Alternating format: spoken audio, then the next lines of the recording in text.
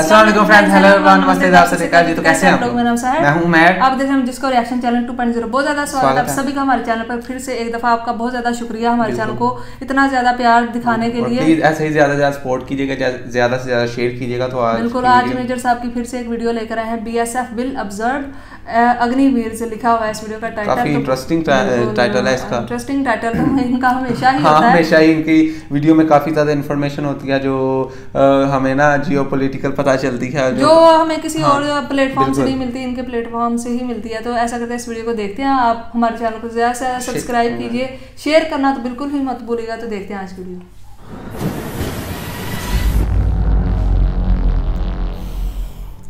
India चाहता है Iran main stream हो जाए। क्यों?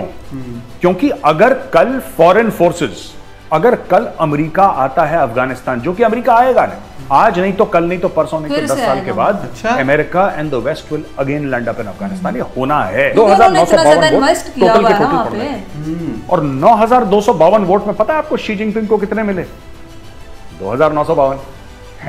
किसी की ऐसी हिम्मत नहीं हुई कि शी जिनपिंग के खिलाफ एक भी वोट। यार ये तो हाल है इनके। तुमने इराक में एक पूरी कौम को निपटा दिया। इराकियों का कोई लेना देना नहीं। Iraqis had nothing to do with 9/11। Saddam Hussein had nothing to do with 9/11। उन्होंने निपटा दिया। बिल्कुल ऐसा ही। Australia, UK and the United States, जो ऑकस का ग्रुपिंग बनी है, ऑकस के तहत यह काम हो रहा है कि ये न्यूक्लियर अटैक सबमरीन्स अब अमेरिका से खरीदेंगे। जय हिंद दोस्तों, मैं हूं मेजर गौरव और आप देख रहे हैं द चाणक्य डायलॉग्स। इस वीडियो को लाइक करिए, हमारे चैनल को सब्सक्राइब करिए और बेल आइकन दबाना बिल्कुल मत भूलिएगा दोस्तों। अच्छा, आप लोगों से हमें फीडबैक मिली है, कुछ लोगों से, कि साहब बहुत ज्यादा पाकिस्तान सेंट्रिक हो गया मामला, थोड़ा सा हट के हमें दुनिया की और चीजें भी बताएं कि चल क्या रहा है दुनिया में। पाकिस्तान को जो ठोकना है या पाकिस्तान की अटेंडेंस लेनी है, पाकिस्तान प्रेजेंट सर, ये वाला ड्रामा तो चलता रहेगा रोज, लेकिन अब हमें दुनिया की और खबरें भी बिल्कुल भी खबरें। तो दोस्तों आज मैं अटेम्प्ट कर रहा हूं, देखते हैं वीडियो पे क्या रिस्पॉन्स आता है और आप लोग कितना पसंद करते हैं नॉन पाकिस्तानी कंटेंट, क्योंकि काफी डिमांड आ रही है कि मेजर साहब पाकिस्तान का तो करें, आप उनकी क्लास लीजिए, लेकिन दुनिया भर के बारे में भी थोड़ा बताइए। तो आज हम शुरू कर रहे हैं थोड़ा सा वेरिएशन, एंड आई होप आपको पसंद आएगा और आपका आशीर्वाद वैसे ही मिलता रहेगा दोस्तों जैसा आज तक मिलता आया है।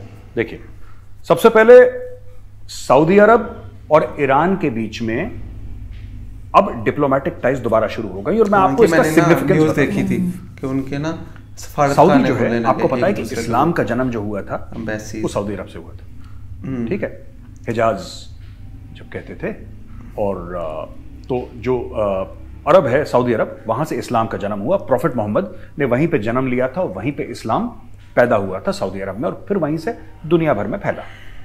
तो ऐसा हुआ कि पहले दो हिस्से बन गए इस्लाम के, राइट? इस्लाम के दो हिस्से बन गए, शिया और सुन्नी, ये भी आप जानते ही होंगे।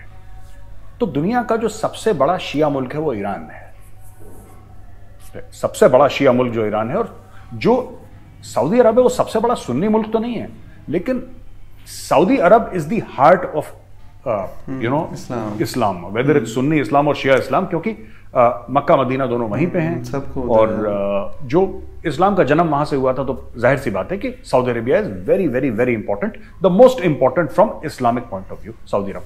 अच्छा, इनकी बीच में तनातनी चल रही थी और काफी टाइम से इनके डिप्लोमेटिक कॉन्टैक्ट्स नहीं थे। वैसे सुना चाइना ने ब्रोकर रिलेशंस अच्छे थे। ऐसा कहा जा रहा है कि चाइना ने डील ब्रोकर करी है कि ये लोग आपस में अपने अपने मुल्कों में एक दूसरे के एम्बेसी खोलेंगे। अच्छा, दुनिया में कई ऐसे लोग हैं जिन्होंने बड़ा फायदा उठाया इन दोनों की लड़ाई का, ठीक है? और इन दोनों की लड़ाई का जो फायदा उठाया ना काफी लोगों ने, अब उन लोगों को नुकसान होने वाला है। उन लोगों को नुकसान होगा, और सबसे पहला जो नुकसान होगा ना, मैं आपको बता रहा हूं, तुर्की को होगा सबसे पहला नुकसान। तुर्की को क्या? अच्छा, चाइना की ब्रोकर डील है, और एक और मैं बात बताता हूं कि इजराइल है ना, इजराइल के रिलेशन सऊदी अरब के साथ बड़े अच्छे हैं, लेकिन इजराइल के रिलेशन ईरान के साथ बहुत खराब है। हाँ, बहुत ही। सऊदी अरब के अमेरिका के साथ रिलेशन बड़े अच्छे हैं, लेकिन सऊदी अरब के ईरान के साथ रिलेशन बहुत खराब है। अब ठीक हो रहे हैं धीरे धीरे। और पीठ पीछे behind the scenes Indian diplomacy ने भी इसमें बहुत एक कमाल का काम करा है, खासतौर से जो मोदी जी ने डायरेक्शन दिए और जयशंकर साहब ने इसको एग्जीक्यूट करवाया। और इंडिया के आप मैप देखिए, राइट? आप ये देखिए नक्शा, आपको इसमें क्या दिख रहा है? ये जो ईरान है ना, ईरान, ईरान के ऊपर सैंक्शंस लगाए गए हैं because of nuclear proliferation, because of this, because of that, दुनिया भर के तामझाम। इंडिया चाहता है कि ईरान मेन स्ट्रीम हो जाए, और ये इंडिया के लिए बहुत अच्छी खबर है कि सऊदी के साथ उसके रिलेशन अच्छे हो गए। इंडिया चाहता है ईरान मेन स्ट्रीम हो जाए। क्यों? क्योंकि अगर कल फॉरेन फोर्सेस, अगर कल अमेरिका आता है अफगानिस्तान, जो कि अमेरिका आएगा ना, आज नहीं तो कल नहीं तो परसों, 10 साल के बाद America and the West will again land up in Afghanistan. ये होना है, ये बात तय है। अच्छा, तो वो कहां से आएंगे? वो आएंगे कहां से? आज तक क्या था कि 2 ही देश थे जो समुद्री रास्ता दे सकते थे आपको, क्योंकि अफगानिस्तान खुद तो लैंडलॉक्ड है। तो 2 ही देश थे, एक ईरान और एक पाकिस्तान। ईरान जो है, ईरान के साथ दुनिया की बनती नहीं साहब, अब अमेरिका की नहीं बनती, इसकी नहीं बनती, फलाने की, इजराइल की, सऊदी की, किसी से नहीं। अब सऊदी से बनना शुरू हुआ है, ईरान की, सऊदी से बननी शुरू हुई है, एक दूसरे के एम्बेसीज भी खोलेंगे। इंडिया यह चाहता है कि अगली बार इतने अच्छे रिलेशन बन जाएं कि लोग ईरान का रास्ता, चूंकि भारत ने पोर्ट बनाया वहां पे चाबार, आपने सुना होगा चाबार पोर्ट, और उसके आगे रेलवे लाइन भी बनाई है भारत ने। तो भारत यह चाहता है कि वो आप इस्तेमाल करें, क्योंकि पाकिस्तान जो कहता है ना हम जियो स्ट्रेटेजिकली बड़े इंपॉर्टेंट हैं, यार हम जियो स्ट्रेटेजिकली इतने इंपॉर्टेंट हैं कि जबरदस्त मजा आ गया, तीर तुक्के मार दिए। पाकिस्तान अपने आप में बिल्कुल भी इंपॉर्टेंट नहीं है दोस्तों। पाकिस्तान को कोई नहीं पूछता। पाकिस्तान सिर्फ इसलिए इंपॉर्टेंट है क्योंकि पाकिस्तान का बॉर्डर अफगानिस्तान से लगता है। अगर आप अफगानिस्तान को, फर्ज कीजिए, फॉर एग्जांपल कह रहा हूं, हाइपोथेटिकल सिचुएशन ले लीजिए, अगर आपको अफगानिस्तान हटा दें वहां से, तो पाकिस्तान, मैं बता रहा हूं, क्रिकेट टीम को भेजना पसंद ना करे, because it is the least important country in the world. उसके पास है नहीं कुछ बेचने के लिए, अपनी जियो स्ट्रेटेजिक लोकेशन है, उसके अलावा पाकिस्तान के पास कोई माल नहीं है दुनिया को बेचने के लिए। और उसके जियो स्ट्रेटेजिक इंपॉर्टेंस जो है वो सिर्फ और सिर्फ इसलिए है क्योंकि वो अफगानिस्तान से उसके बॉर्डर मिलते हैं। That's it. तो ये बहुत एक बढ़िया चीज हो गई और इसमें भारत का बहुत ज्यादा फायदा है। अच्छा जी, शी जिनपिंग ने फिर से इलेक्शन फिक्स कर लिया और शी जिनपिंग ने 3rd एक टर्म ले लिया है, राइट? और अब ये बाप बन जाएगा चीन का 3rd टर्म के लिए, नेक्स्ट 5 इयर्स के लिए। इसमें मैं आपको एक और चीज बताता हूं, मैं आपको बताता हूं कि किस तरीके से इलेक्शन फिक्स होते हैं, ठीक है ना? यह जानना जरूरी है कि किस तरीके से इलेक्शन फिक्स होते हैं। तो दोस्तों, चाइना में हो गई कॉमेडी, शी जिनपिंग जीत गया अपना 3रा टर्म और 3रे टर्म के लिए हुआ इलेक्शन। बिल्कुल फ्रॉड, बिल्कुल फ्रॉड। मुझे लग रहा था चाइना एक डेवलप्ड कंट्री है, एक डेवलपिंग कंट्री है, इकोनॉमिक सुपर पावर है, वहां पे तो तमीज से काम करते होंगे। ना ना, वहां पे भी बिल्कुल जैसे पंचायत में होता है ना, इंडिया में पंचायत का इलेक्शन भी ढंग से होता है। बाय द वे, वायलेंस हो जाता है लेकिन इलेक्शन ढंग से होता है, इलेक्शन कमीशन देखता है। यहां पे चोरी देखिए, मैं चाइना को अभी एक्सपोज करता हूं। टोटल वोट जो पढ़ सकते थे चुनाव के लिए, टोटल वोट वो थे 2952, यानी कि 2952 वोट टोटल के टोटल पड़ने थे। और 9252 वोट में पता है आपको शी जिनपिंग को कितने मिले? 2952। किसी की ऐसी हिम्मत नहीं हुई कि शी जिनपिंग के खिलाफ एक भी वोट, पार्टी की टोटल पार्टी की। अब वो दोबारा चीन की किस्मत का तिबारा, वो चीन की किस्मत का मालिक बन चुका है और वो चीन को अब धकेलेगा अपने डायरेक्शन में। उसने, याद है पिछली बार कोविड हुआ था, सारे दरवाजे शरवाजे सब बंद कर दिए, लोगों को वेल्डिंग कर दी थी दरवाजे में, जो लोहे की कुंडियां थी, उसने बोला कि वेल्डिंग ही कर दो, निकल ही ना पाए उसके अंदर। अब वो फिर से करेगा आदमी। और इसमें भारत के लिए और बाकी देशों के लिए थोड़ा सा फिक्र की यह बात है कि शी जिनपिंग जो है ना, शी जिनपिंग ये लगातार दर लगातार अपने आप को टर्म देता रहता है। तो लैक ऑफ डेमोक्रेसी तो है चाइना में, ठीक है? इकोनॉमिक ग्रोथ चाइना की कम हो रही है, यानी कि एक तो लैक ऑफ डेमोक्रेसी है, इकोनॉमिक ग्रोथ है। इससे क्या होता है कि पोजीशंस अनस्टेबल होती हैं कंट्रीज की। लोग अगर भूखे हैं, उनको आजादी है, तो फिर यह बैलेंस बन जाता है। या लोगों का पेट भरा है, उनकी जेब में पैसे हैं लेकिन उनके पास आजादी नहीं है, फिर यह बैलेंस बन जाता है। पर यह नहीं हो सकता कि आजादी भी नहीं है और पैसे भी नहीं है और खाना भी नहीं है। समझ रहे हैं मेरी बात? तो ये तीनों चीजें नहीं हो सकती। फिर चाइना में आजादी तो पहले से नहीं थी, लेकिन लोगों के पास पैसे खूब थे और लाइफस्टाइल एक अच्छा था।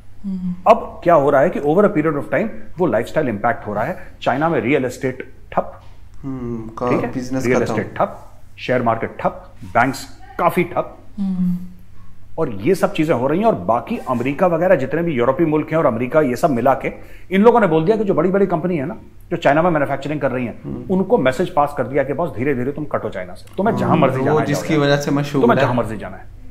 और दुनिया भर का सामान बनता है चीन पे, और चीन उसी की कमाई लेकर बिल्कुल दुनिया पे राज करने की कोशिश कर रहा है। चाइना में खुद तो कुछ बनता नहीं है। आप जो शूज पहनते हैं, मैं आपसे मेरा मतलब सिर्फ इंडिया में नहीं, क्योंकि इंडिया में भी यही सब मैन्युफैक्चरिंग होती है, लेकिन दुनिया जो जूते पहनती है जनरली, अगर आप नाइकी के शूज पहनेंगे, एडिडास के पहनेंगे, रीबॉक के पहनेंगे, अगर आप अमेरिका में वो शू खरीदेंगे वहां पे लिखा रहेगा मेड इन चाइना। हाँ बिल्कुल, ब्रांड अमेरिकन है, मेड इन चाइना। चाइना में है। ब्रांड अगर कोई यूरोपियन है, मेड इन चाइना। अब वो लोग क्या कर रहे हैं, धीरे धीरे इन ब्रांड्स को वहां से हटा रहे हैं। अचानक तो हटा नहीं सकते, कंपनी डूब जाएगी, धीरे धीरे हटा रहे हैं, धीरे धीरे करके। अच्छा, एक फैक्ट्री, 5 फैक्ट्रियां, चलो एक हटा दो, इंडिया में डाल दो, दूसरी एक काम करो मलेशिया में डाल दो। तो ऐसे वो ना वहां से अपना बढ़िया बिजनेस बैठ रहे हैं। China is taking a savage hammering, right. तो देखते हैं आगे आगे होता है क्या है जी। एक बहुत बढ़िया चीज मुझे पता लगी, जिससे यार दिल खुश तो नहीं हुआ, दिल तो दुखी हुआ दोस्तों, लेकिन यार फिर भी ऐसा लगा कि ऐसा होना नहीं चाहिए था यार। अमेरिका के पास रशिया ने जो गलत काम करे हैं यूक्रेन में, देखिए आज तक अमेरिका क्या कहता था, अमेरिका ये कहता था कि रशिया गलत है, यूक्रेन को हथियार दो, ठोको रशिया को, ये कह रहा था। अमेरिका ने खुद अरबों डॉलर दिए यूक्रेन को, बहुत पैसे दिए उनको, लेकिन भैया कहीं दोनों ने पीठ पीछे हाथ मिला लिया, मजबूरी।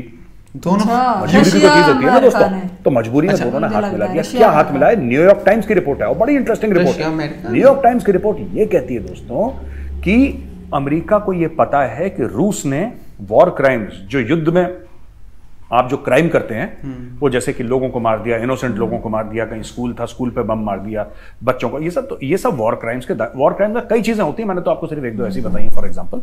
तो क्या हुआ कि वॉर क्राइम्स रशिया ने करे, ऐसा दुनिया मान रही है, मैं नहीं कह रहा, दुनिया मान रही है कि रशिया ने वॉर क्राइम्स करे यूक्रेन में, और वॉर क्राइम्स करे, अमेरिका के पास प्रूफ है। अच्छा। लेकिन अमेरिका ने यह प्रूफ छुपा लिया। अच्छा। अब देखिए, The Pentagon is blocking the Biden administration from sharing evidence with the International Criminal Court in The Hague.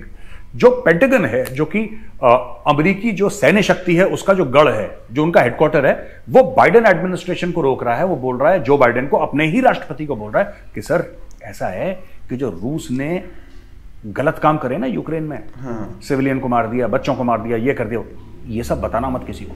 तो बाइडेन ने पूछा, भैया क्यों मत बताना यार, क्या बच्चों वाली बात कर रहे हो? ये तो रूस तो हमारा दुश्मन है, हम तो कह रहे सर ऐसे नहीं होता, रूस हमारा दुश्मन है, इसका मतलब आपको पता ही नहीं कि पॉलिटिक्स कैसे चलती है। बोला भाई कैसे चलती है? कह रहा है सर हम लोग जो हैं अमेरिकन, रशिया ने तो कुछ नहीं करा, रशियंस तो बच्चे हैं, हमारे काले करतूत देखिए ना आप, हम लोगों ने कहां कहां कौन से जहर के बीज बोए हैं। यही बात है बिल्कुल। तो किसी ने पूछा होगा कौन से बीज बोए, कह रहा है सर एक बात बताओ, जो 9/11 हुआ था ओसामा बिन लादेन वाला, वो करने वाले सऊदी वाले थे, उसमें 15 जो 19 में से 15 थे वो सऊदी के सिटीजन्स थे, सऊदी अरब, राइट। आपने इराक को ठोक दिया, बिल्कुल ऐसे ही, अफगानिस्तान में बम मार दिया, जबकि लादेन पाकिस्तान में था। आपने तो मुल्क के मुल्क बर्बाद कर दिए। आप किस मुंह से रूस को दोष देंगे? कल रूस बोलेगा कि भैया हमें तो छोड़ो, हमें छोड़ो, हमारे तो कांड 2022 के हैं, तुम लोग तो 75 साल से ऐसे खेल खेलते आए हो, बताओ तुमने कहां नहीं करा। तो सर हमें तो कॉलर पकड़ के घसीटेंगे वो, बिल्कुल ऐसे ही है। फिर हम लोग कहां मुंह दिखाएंगे? क्योंकि जो अगर हमारे पास रशिया का प्रूफ है, रशिया के काले कारनामों का प्रूफ अगर हमारे पास है, तो क्या आपको लगता है हमारे काले कारनामों का प्रूफ रशिया के पास नहीं होगा? चुपचाप बैठे रहो, ठीक है, यूक्रेन को पैसा देते रहो, लड़ते रहेंगे आपस में, यहां पे लड़ाई मत लेकर आओ कि हम रशिया को ये करेंगे, अमेरिका के पल्ले अगर बोल दिया कि ठीक है बेटा तुम इंटरनेशनल क्रिमिनल कोर्ट हेग में हमें ले जा रहे हो ना, अमेरिका वाले सबूत दे रहे हो, तो क्या हमारे पास सबूत नहीं है? ले भाई तेरे सबूत। बिल्कुल ऐसे ही है। तुमने इराक में एक पूरी कौम को निपटा दिया, बहुत ही, इराकियों का कोई लेना देना नहीं।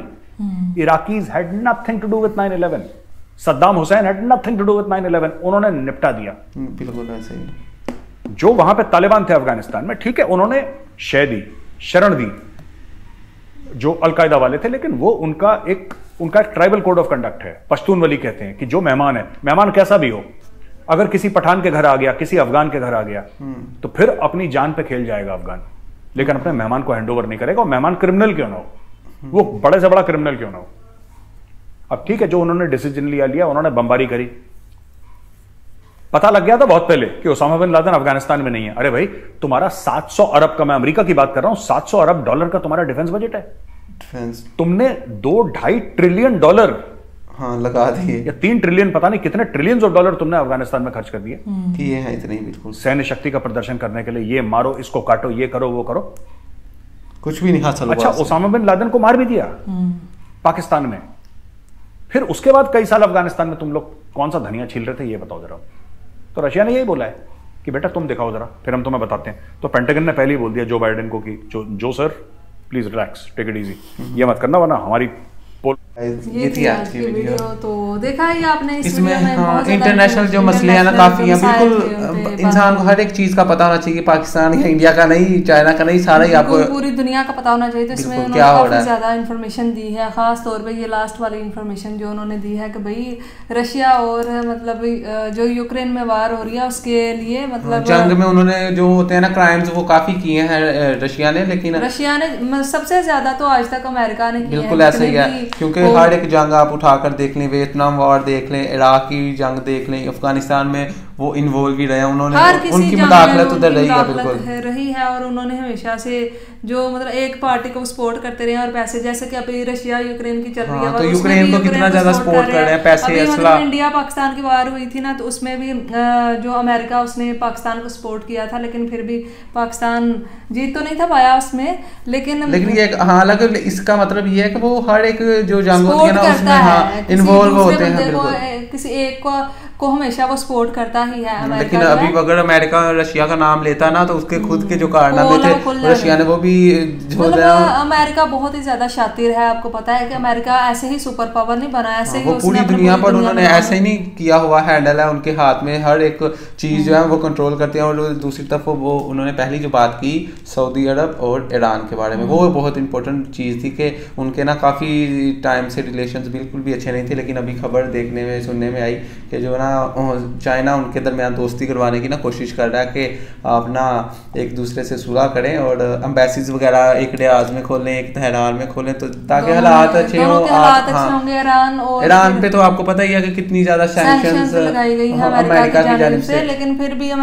इतनी सैंक्शंस के बावजूद भी ईरान इतना ज्यादा टिका हुआ है अपने पैर पे। लेकिन उनके मुल्क में वो सब कुछ ठीक है, उनकी आवाम के मुताबिक ना सब कुछ उन्हें सस्ता मिल, वैसे उनकी करेंसी की तो वो बात ही नहीं है ना, वो तो बहुत ही लो है ना, बहुत ही ज्यादा लो है। लेकिन वैसे उनकी आवाम में जो चीजें खाने पीने की होती हैं या होती हैं ना सब कुछ, वो बहुत उन्हें इजीली मिल जाता है, आसानी से मिल जाता है। बिल्कुल। तो मतलब वो बोले हैं कि जो अफगानिस्तान है ना बहुत एक है कि वहाँ पे अमेरिका फिर आएगा, दोबारा आएगा, लेकिन अभी दोबारा क्यों आएगा? मेजर साहब की एक वीडियो देखी थी कि जो अमेरिकन है ना ये यहाँ से अगर गए हैं छोड़ के, तो यहाँ पे बहुत ज़्यादा डॉलर्स यहाँ पे किसी ऐसी जगह पे छोड़ के गए हैं जो ज़मीन में जैसे दफन नहीं कर देते पैसे अपने, बहुत ज़्यादा गए हैं। तो ये मतलब जब एक टाइम आएगा कि ये वहाँ से डॉलर्स निकालेंगे और फिर बाद में वहाँ से हथियार ला के तो और बहुत ज़्यादा वहाँ पे तबाही मचाएंगे, फिर ऐसा करेंगे वो, फिर से कुछ ना वो फिर से जो तालिबान की हुकूमत आई है ना वो इसको फिर गिराना चाहेंगे, कहेंगे कि क्योंकि वो आपको पता है कितनी ज़्यादा सैंक्शंस अपनी आवाम पर लगा रहे हैं, तो वो कहेंगे कि ये जो अशरफ गनी की पहले वो तो इसको तो यूएस सपोर्ट कर रहा था ना अशरफ गनी को, तो वो ही हुकूमत के लाने की फिर कोशिश करेंगे।